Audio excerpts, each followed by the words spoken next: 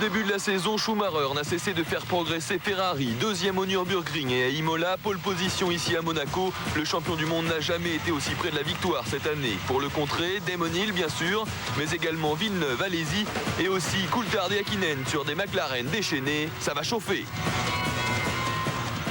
Retour à Monaco, Formule 1 à la une. Bonjour à toutes et à tous. Et on rejoint immédiatement Pierre Van Vliet qui a, je crois, une petite curiosité à nous montrer. Pierre. Ben oui, on commence tout de suite avec ce plan. Bon, c'est un balcon monégasque avec des supporters de Schumacher. Vous le voyez, rien d'anormal. Et pourtant, regardez bien la McLaren numéro 8.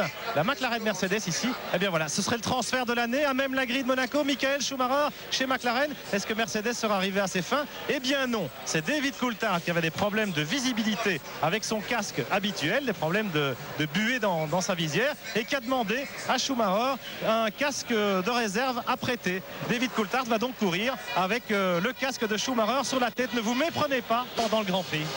Merci Pierre. Et tout de suite un point sur la météo. 17,6 degrés de température. La piste elle-même est à 17 degrés. Vous voyez, c'est très peu. C'est même rare que la piste soit plus froide que la température ambiante. L'humidité est à 81%. Et surtout, le vent varie entre 1 et 2 km/h. C'est dire que nous sommes installés dans une météo plus que mauvaise. Alors, sauf peut-être à parler des deux premières lignes de la grille de départ, c'est-à-dire Schumacher, Hill, Alesi, Berger. Les projections d'huile, les débris de gomme qui ont été répartis sur elle au cours des essais en début de course ressortent un petit peu et ça la rend grasse.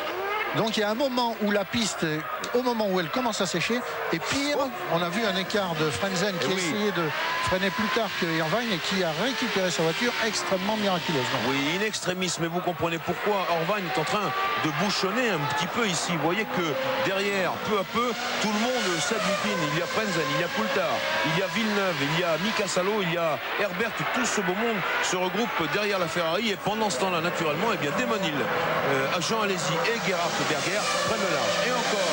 Et encore une voiture qui a touché. Espérons que Diniz pourra rentrer au stand, ce que nous signale le service information du Grand Prix de Monaco, qui est très bien fait. Eh bien, pour l'instant, si Diniz peut rentrer avec une Kwame, il continuera dans ce Grand Prix de Monaco, ou sinon il restera 14 voitures tout simplement. Et la hiérarchie est assez différente de ce qu'on a pu voir ce matin. Enfin, tout à l'heure. Et encore un autre. Et l'autre arrose, c'est Rosset. Est-ce qu'il peut repartir? Oui, la voiture, normalement. Non, il sort de la voiture. Et c'est réglé. Puisque si vous êtes poussé par les commissaires, eh bien, c'est fini. On voit au bout, il rentre très largement en marche arrière, notre ami Rosset. Au même endroit que Barrichello, son compatriote. Exactement. L'aileron arrière est pulvérisé et c'en est fini. Oui, je disais, pour établir un parallèle entre ce début de course et les essais sur le milieu qui ont eu lieu tout à l'heure, la hiérarchie est complètement différente. Tout à l'heure, au cours des essais, Hakkinen avait réussi le meilleur temps devant Jean Alesi. Et là, Hakkinen se trouve en 10e position à 26 secondes de Damon Hill. Damon Hill qui n'avait fait que le 7e temps tout à l'heure, mais dont la Williams paraît parfaitement à son aise sur ce terrain extrêmement piégeux, puisque maintenant l'avance de Damon Hill, le leader du championnat du monde, est de 11 secondes 6 sur Jean Alesi. Et alors ce qu'il y a bien entendu d'important ici pour ce Grand Prix où rien n'est joué comme vous pouvez le voir dans ces conditions, c'est que l'hécatombe est extrêmement sérieuse. Attention Frentzen qui essaye de passer Irvine qui sert un peu trop à gauche. Attention monsieur Irvine, depuis Imola il y a des pénalités de 10 secondes arrêtées quand on bloque la piste. Tout le monde se regroupe. Ce qui est important, Johnny, vu cette hécatombe, c'est que des pilotes inattendus peuvent marquer des points, ce qui pour eux est essentiel. On peut terminer le Grand Prix de Monaco à 6 voitures. Et on en prend un petit peu le chemin, puisqu'ils ne sont plus que 14 maintenant, puisque Rosset et Katayama, qui figurent toujours dans le classement que nous avons sous les yeux, ne sont plus là. Rosset et Katayama qui ont tapé l'un et l'autre. Et Irvine qui essaie de défendre sa place sans bouchonner, mais il est difficile de dépasser sur ce circuit. On l'a vu tout à l'heure au cours des 15 minutes d'essai où Jean Alesi, qui était beaucoup plus rapide que Montermini, a mis plus d'un tour pour le dépasser. Et encore l'a-t-il fait parce que Montermini s'était écarté. Là, évidemment, Irvine ne va certainement pas s'écarter pour laisser passer ses adversaires. À eux de se débrouiller. Et on s'aperçoit que, comme ils disent en général dans ces cas-là, la Ferrari d'Eddie Irvine était extrêmement large. Oui, bien sûr. Alors, ce qu'il va falloir remarquer aussi bientôt, Johnny, c'est que comme il ne pleut plus, eh bien, la trajectoire va commencer à s'assécher tout doucement. Mais en dehors de la trajectoire, il n'y aura pas moyen de placer une roue et par conséquent, ça va être extrêmement tangent. On va continuer tout à l'heure à suivre ce duel. Pour l'instant, on tourne une page de publicité. On se retrouve dans quelques instants.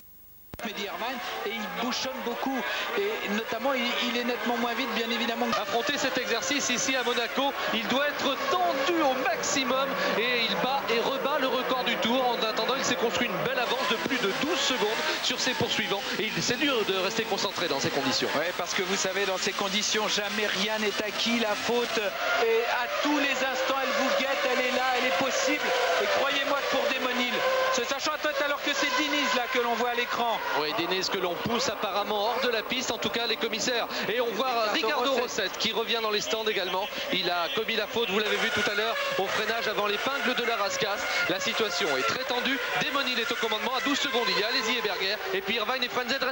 Toujours Eddie Irvine en 4e position, qui contient absolument tout le reste du peloton qui s'est regroupé derrière lui. Vous pouvez compter Frenzen, Coulthard, Villeneuve, Salo, Herbert, Hakkinen, Panis, Brundle et Badoer. Diniz n'en fait plus partie car Diniz a tapé à son tour, ce qui fait qu'il nous reste pour l'instant 13 voitures dans ce Grand Prix sur les 21 au départ. Et voilà notre ami Irvine, ça klaxonne derrière mais ça ne passe pas.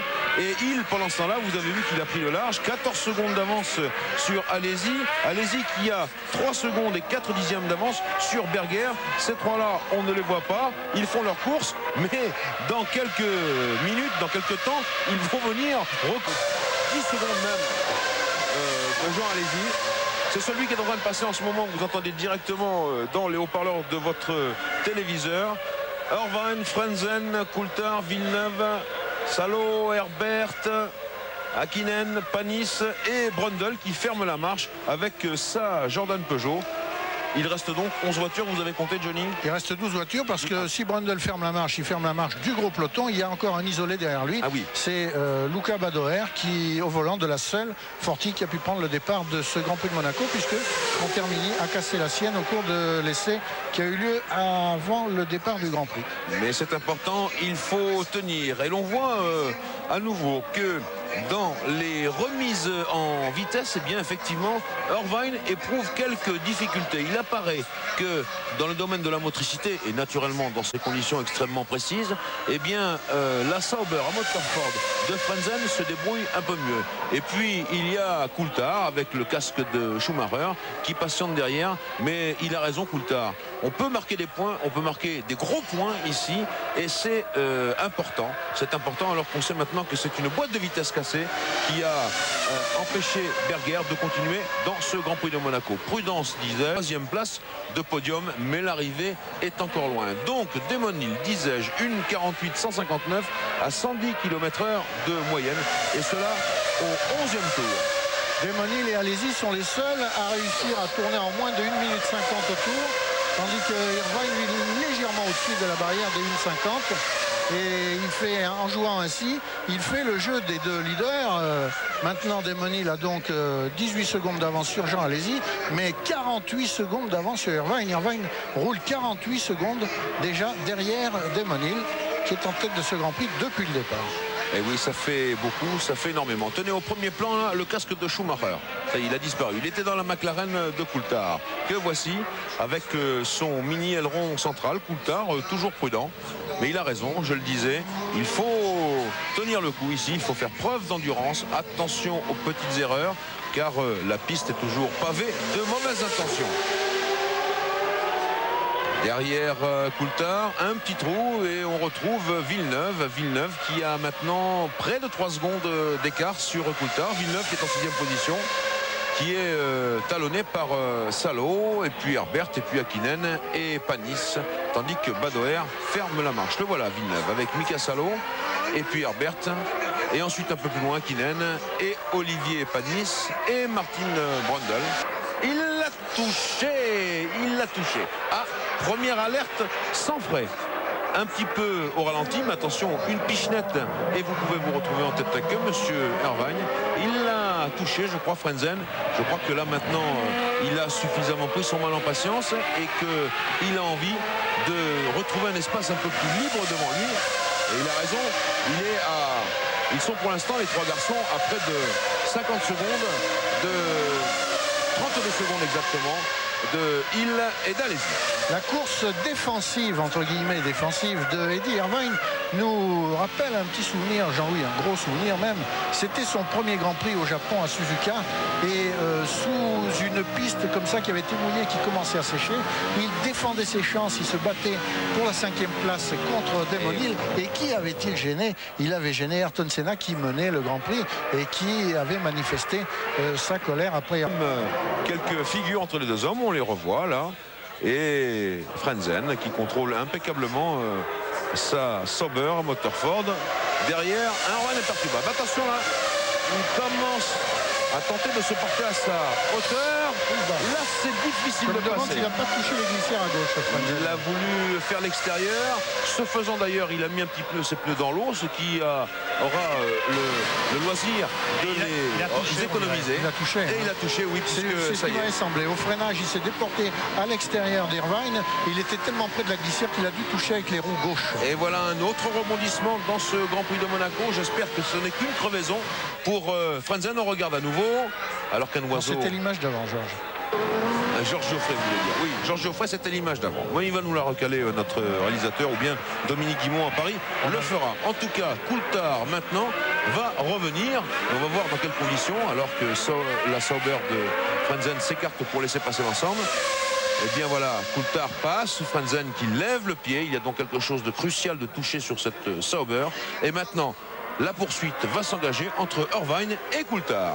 Frentzen a dû peut-être voir rouge en apercevant le casque de Schumacher dans son rétroviseur. C'est bien sûr. Bien sûr, c'est ça. Question, Pierre, est-ce que vous croyez qu'il continuera à partir en vacances avec Eddie Irvine? S'ils en ont passé beaucoup ensemble, est-ce que ce sera encore le cas? Est-ce qu'il a pris du plaisir à se battre contre l'Irlandais qui était impassable, ou est-ce qu'il s'est énervé, il a perdu patience et il a vu tout rouge? Avec Irvine certainement, mais avec Schumacher certainement pas. Attention, c'est chaud, il peut taper là.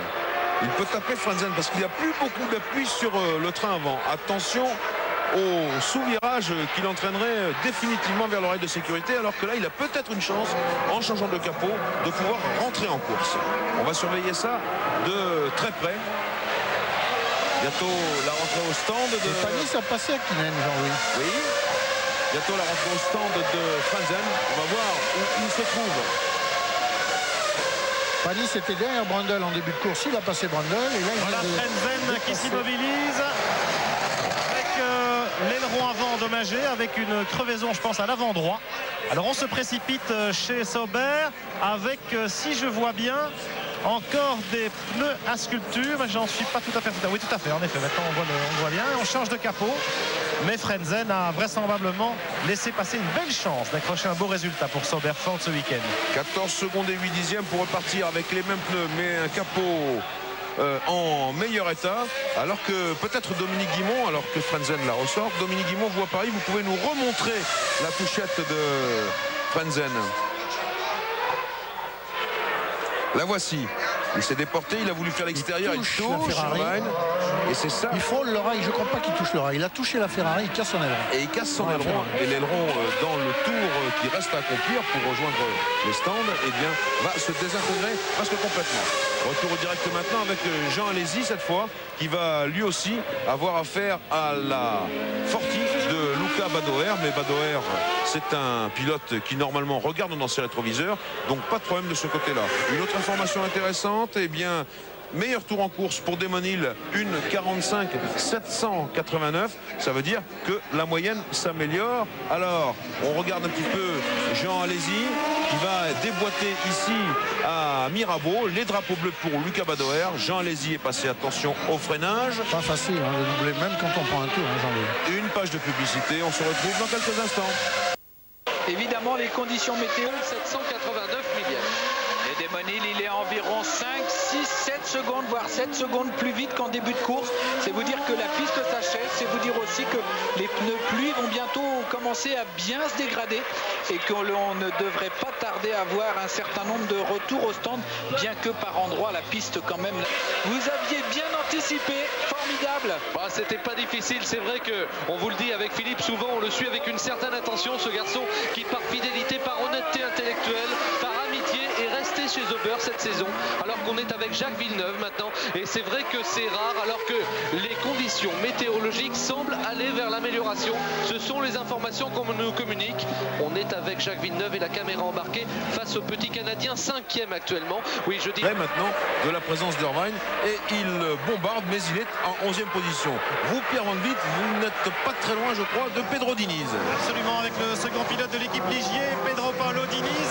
Un Grand Prix dans des conditions très difficiles, Pedro. Qu'est-ce qui s'est passé en début de course? La piste, l'état de la piste, c'est très difficile. Je ne sais pas ce qui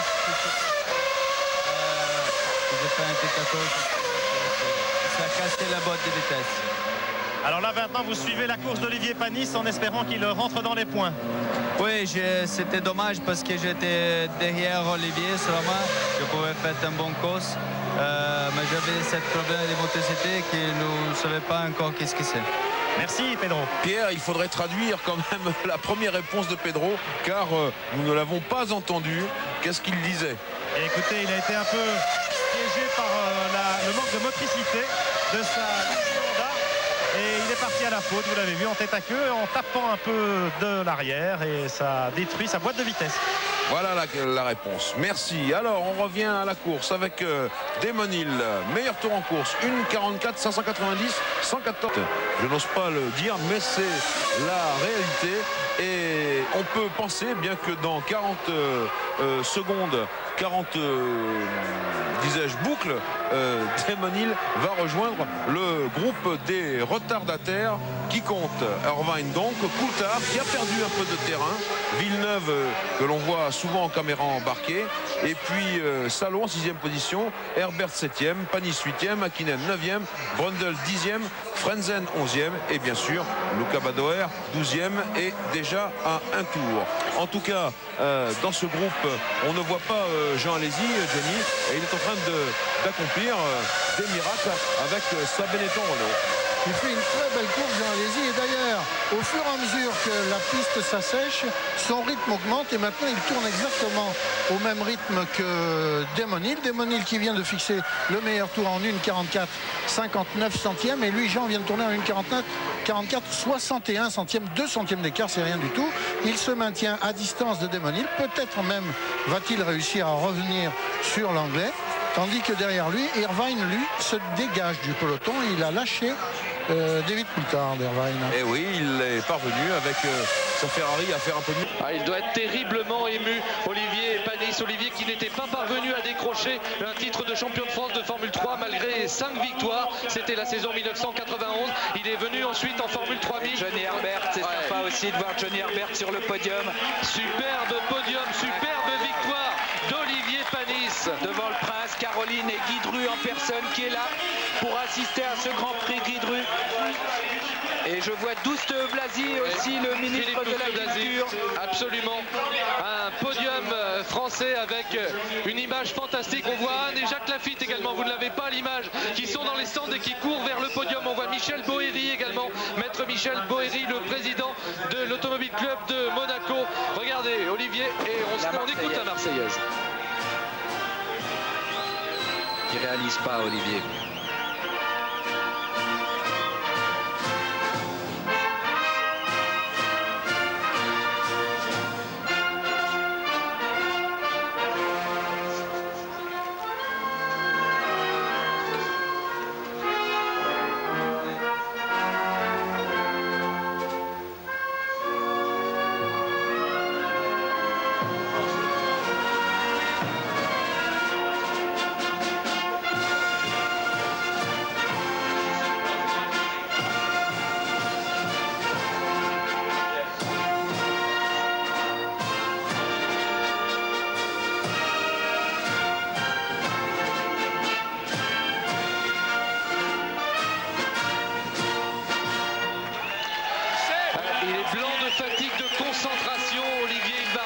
peut-être demain, Philippe, ce qui s'est produit ici aujourd'hui, cet événement incroyable, sa première victoire en Grand Prix de Formule 1. Ah, le plus beau moment pour lui, ça sera le réveil demain matin. On le voit là, il réalise pas bien encore Olivier Panis. Dans quelques instants, il commencera à un petit peu mieux apprécier ce qu'il vient de réaliser.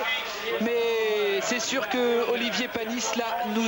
David de Coulthard également sur le podium de cet extraordinaire Grand Prix de Monaco, alors que Panis va laisser partir le champagne. Il l'a tellement mérité. Panis qui rejoint Jean Alesi à la 3e place du championnat du monde derrière Damon Hill et Jacques Villeneuve, et il reste à Jean Alesi la consolation de garder le meilleur tour en course de ce fantastique Grand Prix de Monaco pour une fantastique victoire, première victoire d'Olivier Panis, et un retour au sommet inattendu, un peu chanceux de l'équipe Ligier, que cela va relancer pour ce qui concerne son avenir qui est tellement discuté actuellement. Le ministre des Sports, Guy Dru, a assisté à cette victoire et certainement qu'elle va l'influencer dans son plaidoyer pour une équipe française. Bien sûr, Johnny, alors qu'il faut bien le dire, la Marseillaise a retenti et ça nous fait tellement plaisir. La Marseillaise a retenti également pour l'équipe des Bleus, alors que vous avez ici cette superbe image d'Olivier Panis qui a franchi la ligne d'arrivée, qui se tape sur son casque. Oui, est-ce que j'ai rêvé? Mais non, j'ai gagné le Grand Prix de Monaco. Pierre Van Vliet, vous êtes avec Madame Panis. Ah oui, avec Anne Panis, ça va être un jour extraordinaire. Anne, comment vous avez vécu ça? C'est super, j'ai trouvé vraiment le Grand Prix très long, court au début, long à la fin. Vraiment, j'étais vraiment très contente. Olivier marchait très fort ici. Il avait été un petit peu déçu par les chronos, mais il savait qu'il allait faire quelque chose. Il partait vraiment très confiant pour la course. Alors, femme de pilote, c'est quand même très dur. Olivier, il a eu une carrière pas facile toujours. Les 2 ou 3 dernières saisons, il a dû se battre pour s'imposer en Formule 1. Aujourd'hui, c'est la récompense de tout ce travail? Oui, il a dû se battre, effectivement. Je crois que pour tous les pilotes, c'est toujours dur pour faire l'évolution, parce qu'il y a beaucoup de compétition. Mais c'est quelqu'un qui se battra jusqu'au bout et puis qui prouve aujourd'hui qu'il peut être devant.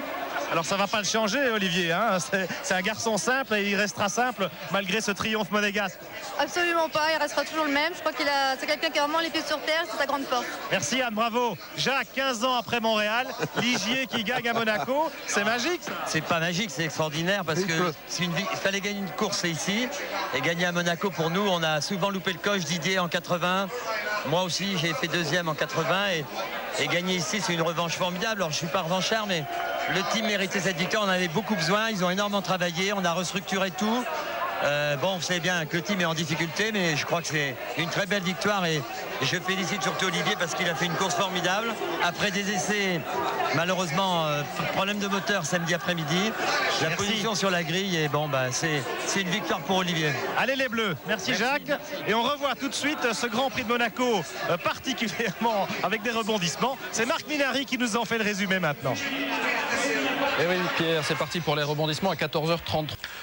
Le classement de ce Grand Prix de Monaco: 1 Olivier Panis, 2 Coulthard, 3 Herbert, 4 Frenzen, 5 Salo, 6 Hakkinen. Voilà pour ceux qui marquent des points. Au championnat du monde, Hill toujours en tête devant Villeneuve, Schumacher 3e, Alesi 4, ex-aequo avec Panis, 6 Coulthard. La suite, 7 Irvine, 8 Berger avec Barrichello, 10 Hakkinen, 11 Salo, 12 Herbert. Et puis au classement du championnat du monde des constructeurs, Williams Renault qui n'a pas marqué ici, 2 Ferrari, 3 Benetton Renault, 4 McLaren, 5 Ligier et 6 Jordan Peugeot. Les rendez-vous de la F1 sur TF1, Catherine Picot.